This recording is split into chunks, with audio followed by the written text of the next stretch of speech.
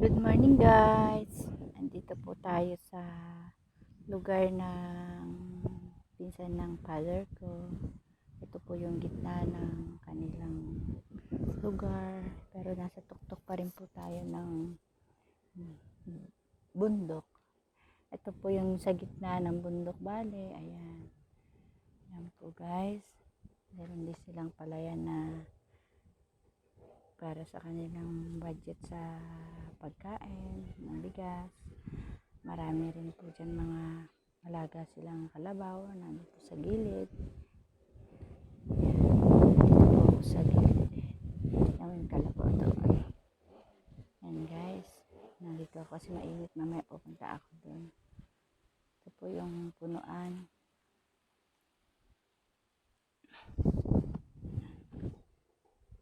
May mga prutas din silang mga pinya. Ayan. May mga pinya po doon. Ayan. Ganda po, no? Puro green ang paligid. So guys, ipapasyal ko kayo sa lugar ng Cebu. Iba po yung pinuntahan nakaraan na kabilang bundok po yun. Ngayon po nandito naman po tayo sa kabilang bundok naman. Ayan. Ito po yung paligid ng bundok. Sa tuktok ng bundok. Napakalaking bundok ito. Sobrang laki. At maraming bundok. Mga view. Ayan. Sarap ng simoy ng hangin. Kagabi para ako nasa aircon. Pag nandito ka po, kahit walang aircon, malamig pa sa aircon. Kasi ang mga paligid niya, yan. Ganito po siya. Ayun po yung bahay ng nila ante. Pinsan ng father ko. Dito po muna kami mag-stay. Yan. Yan, may mga native name na manok sila. Alaga. Po.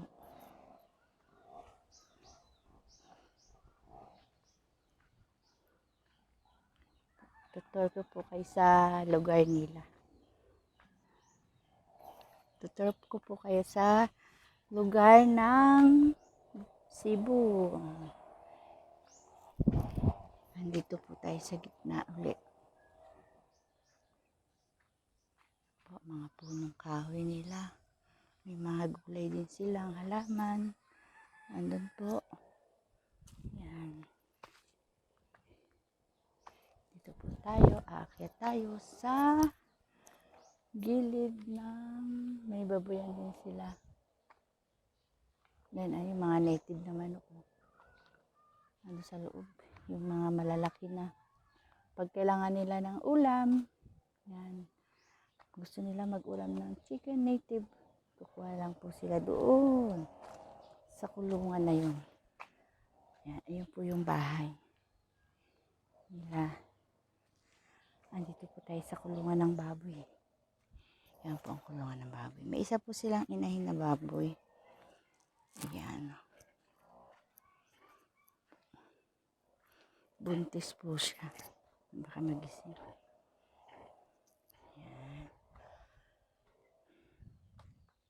Sililibot ko rin kayo sa garden ng pinsan ko. Anak ni tita. May garden siya ron. Nag-aani siya ron ng mga ang palaya. Kangkong. Mayroon din siyang dahon ng mga sibuyas. Yan po yung kapaligiran ng may playground po sila. Ayun. Mayroon silang court. Ito po yung bahay nila. Yan, dito po kami natutulog. Yan. Ito po yung mga halaman niya. Yan. Ganda po ng view. Yan. Marami siyang plant lover din siya. Yan. Yan. Yan yung gate.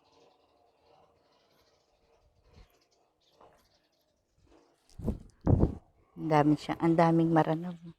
Yan guys, magdadala rin ako ng bananaw yan. Maranaw. May pipino din. Yan. Yan dadalhin ko. Maglaba po tayo sa garden. Yan, nag-aani siya na. May nag-aani doon ng talong. Ayan po yung garden niya. May mais din. May mga ano. May sayote. Ay, saluyot. Yan. Yan po. Yan, yun yung ampalaya. Yan po yung naani niya. Oh. Ang lalaki. Siya po yung pinsang ko, siya yung nag-garden dito. Ayan. Nagbablog ako.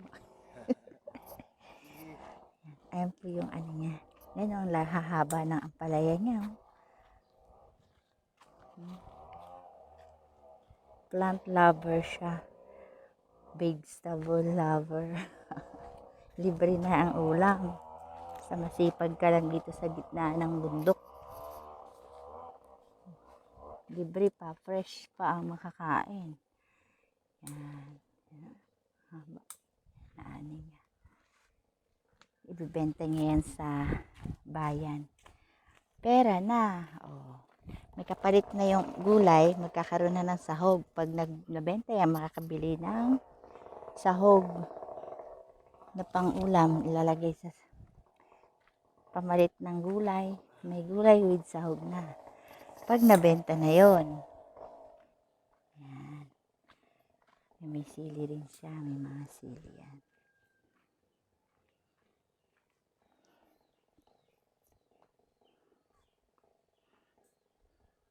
Pera na mamaya. Guys, dami pang bunga yun. Dami palang bunga.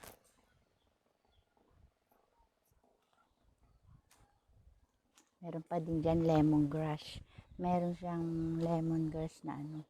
Yan po yung kangkong naman. Yan. Kangkungan naman niya. Yan po yung mga kangkungan. Yan. Meron din sibuyas. Malilit pang sibuyas niya. Yan, lemongrass. Ito po yung peppermint yung nilalagay sa mga tsayan. Yan yung gamot din yan, herbal. Gamot sa mga, yan pwede ilagay yan sa, pwede yan ilalagay sa ano, tsa-tsaa, ganyan. Yan. Yan. Sige guys. Babalik na ako dito. Mainit na. Bye. See you next live video.